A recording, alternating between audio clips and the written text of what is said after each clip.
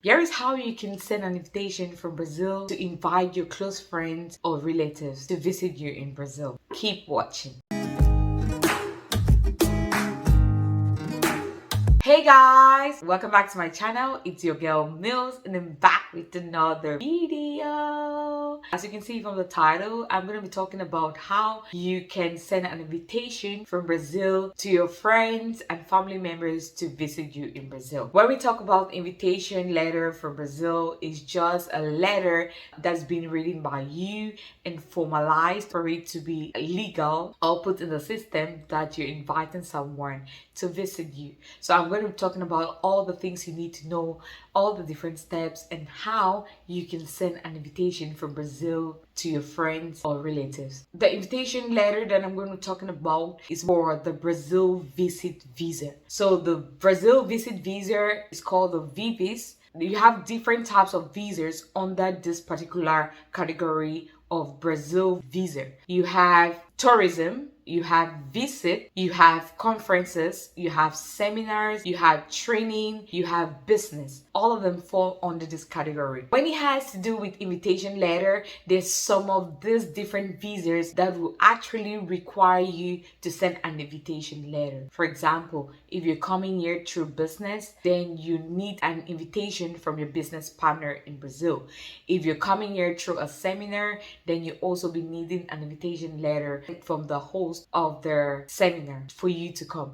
If you're coming here through conference, after you've paid your conference registration, you'll be needing an invitation letter from the organizing team of the conference. As well as if you're coming here for visit, it all depends on the situation. If you have a friend or you have a relative in Brazil and you want to visit Brazil, then that person can send you an invitation. If you're coming under tourism, then you're just coming for tourism's sake. And in this case, the invitation plays an equivalent to hotel reservation. Majority of the times, if you want to send an invitation, it's just to prove that you're going to be coming to Brazil and you're going to be accommodated by the person who is inviting you. All right. So if you don't have anybody that's inviting you, then you can use a hotel reservation. In some cases, even when the person is still inviting you and maybe the person's inviting more than one person, let's say the person's inviting a family and the person's house or accommodation cannot accommodate all of you, in that case the person is going to book a hotel. And in the invitation letter, the person is going to specify if you're going to be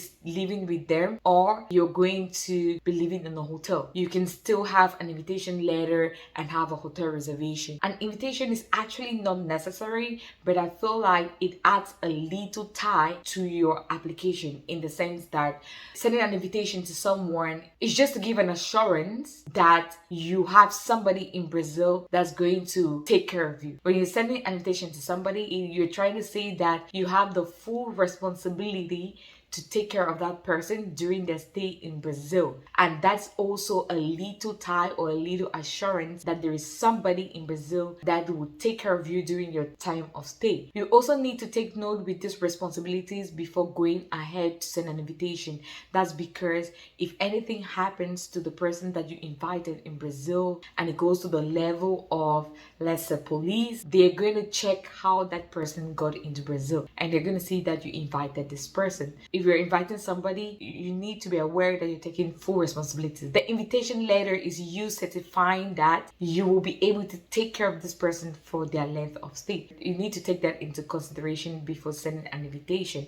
I just want to talk about how you can send an invitation. First thing, for you to be eligible to send an invitation from Brazil to any other country around the world, you must be a resident in Brazil. You must either be a Brazilian or a resident in Brazil. When you talk about resident, it could be temporary residency or permanent residency. All right. So if you don't fall in these categories, then you cannot send an invitation. There are other things that are also into consideration. I will always say this: sending an invitation to someone does not guarantee that that person is going to receive the visa. It has nothing to play, but it has a little bit of tie to play. Now, all depends on the analysis of the person who is inviting you, which they're going to search online to see if you are capable of inviting somebody, as well as the person you're inviting should also have a tie, because this is a short stay visa.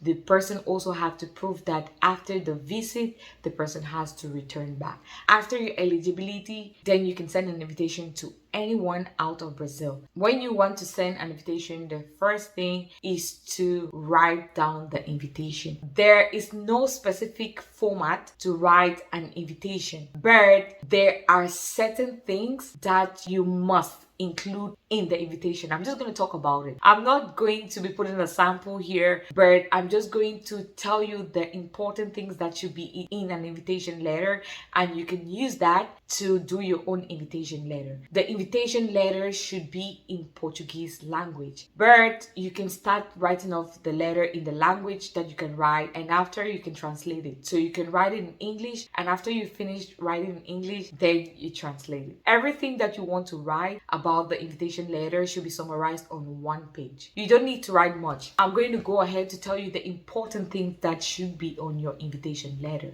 The first thing is the title of the invitation.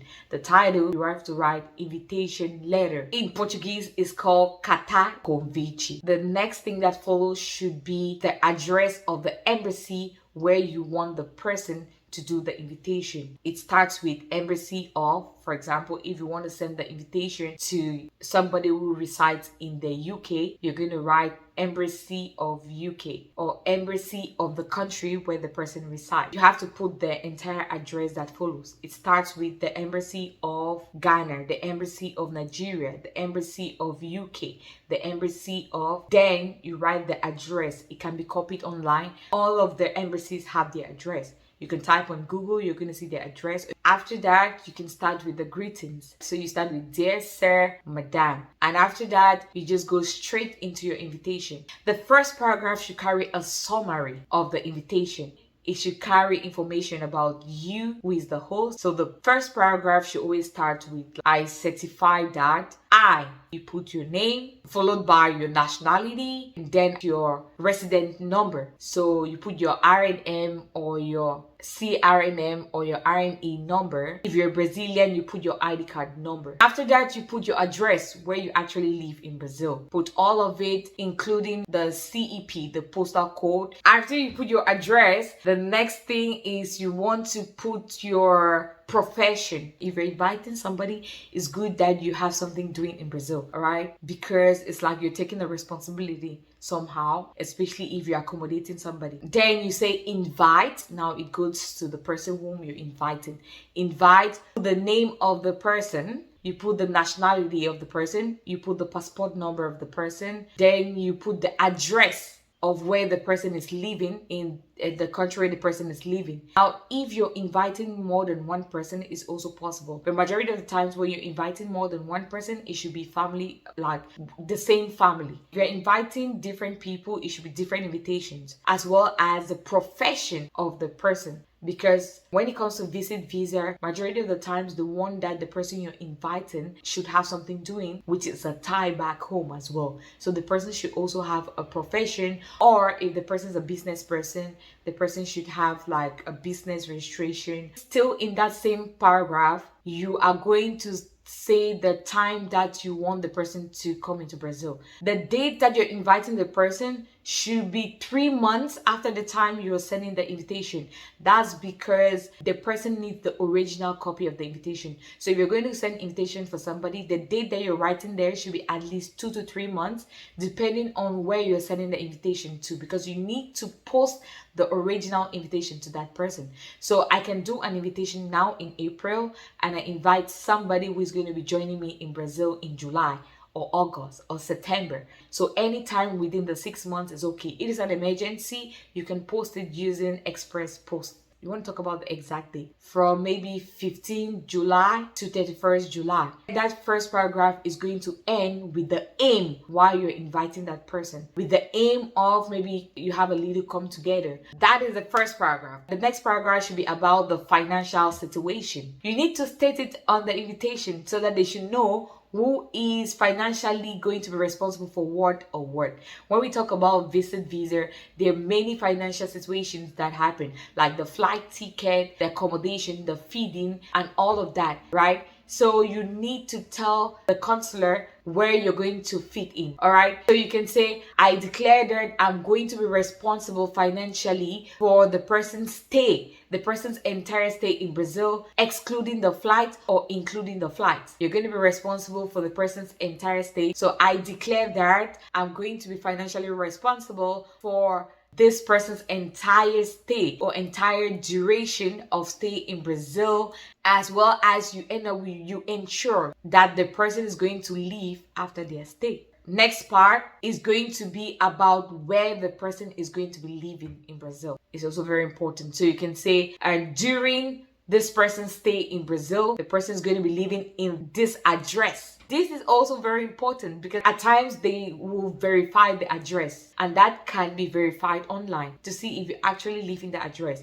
So you need to say where the person is going to be living. You are going to say that during the person's stay in Brazil, the person is going to be living at this address. You put the entire address, or you can say the person is going to be living at this hotel and you put the entire hotel address as well in Brazil, all together with the phone number. The last part or the last paragraph, you write there that you're also available for any clarification or any further documents that they want to ask, and you put your phone number. At the end of the invitation, you're just going to write the place where you're writing the invitation from and the date that you wrote the invitation. So for example, today I'm going to write in Florianopolis, 4th April 2023.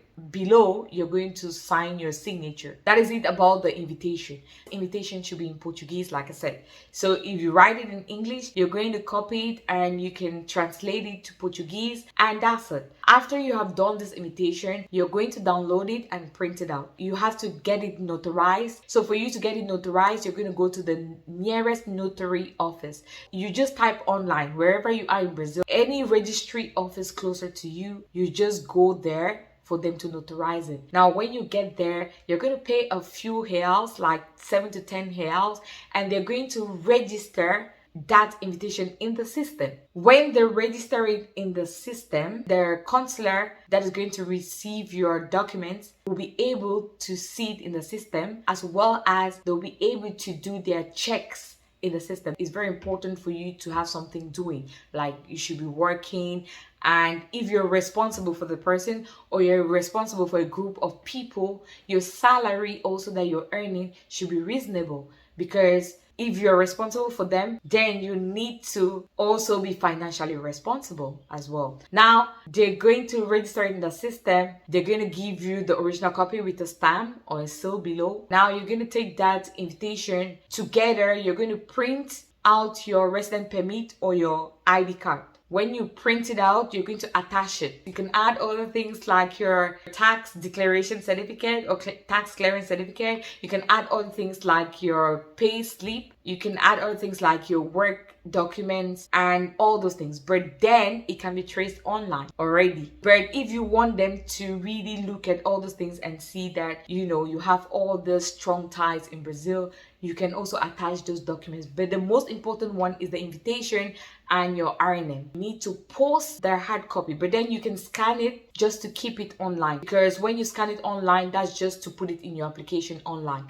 But you need to post the hard copy. You can post it through Express or normal. They need the original one at the time of application, and that's how you can invite somebody. It's going to be analyzed by the immigration, and they're going to check if first you're fit to send somebody an invitation. Secondly, if you're financially strong for you to invite that person, which is true job. They're also going to find out if you don't have any criminal history. That's how you can invite somebody from anywhere of the world to Brazil. If you have any further questions that you want to ask me about invitation, you can leave it in the comment section and I'm going to reply you.